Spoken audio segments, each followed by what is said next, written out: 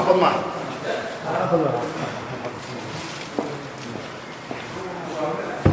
ايه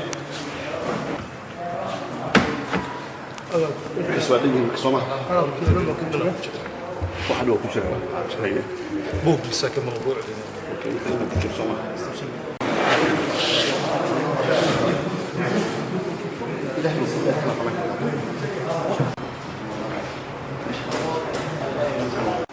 بسم الله الرحمن الرحيم. السلام عليكم ورحمة الله وبركاته.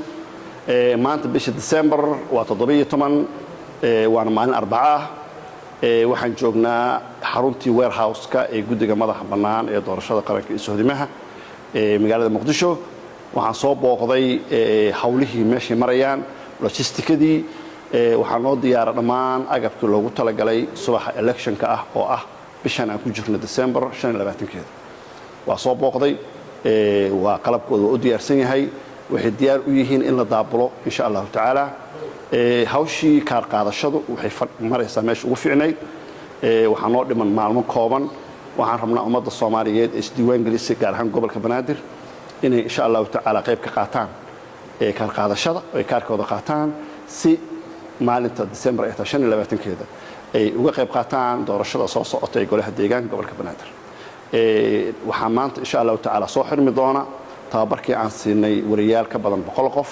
oo aan shalay u furay oo maanta aan xiri doono waxaa dardargelin ku socota tababaridda shaqaalaha ka shaqayn lahaa maalinka 25 bishan December oo ah maalin ku beegan doorashada golaha deegaanka gobolka Banaadir. dhammaan ummadda Soomaaliyeed meel kasta joogaan waxaan rabnaa inaan ka codsado inay qayb ka qaataan maalintaas weyn oo ah maalin dadku ay odayn doonaan golahooda deegaanka gobolka Banaadir inay qayb ka qaataan inay soo baxaan inay qayb ka qaadaan amniga oo ay muhiim u noqoto anagoo dhanba inaanu dhagta u taagno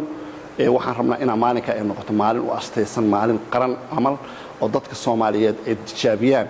in dalkan uu aado doorasho qof iyo cod xilligii la gaaray dadku inay codkooda ku cilbaxaan xilligii la gaaray dadku inay doortaan madaxdooda ka bilaabato from localka oo district electionska ama golaha deegaanka ilaa laga gaaro madaxweynaha dalka ugu sarreeya insha Allah taala soo subaxa isaga albaabkii waxa furmi doona dalka Soomaaliya ay ku aaday wadan dimuqraadiga inuu noqdo insha Allah taala dadkuna ay exercise gareeyaan ay practice gareeyaan xorriyadooda ah inay codayn karaan waxna dooran karaan lana dooran karo insha Allah taala. Assalaamu alaykum wa rahmatullahi wa barakatuh.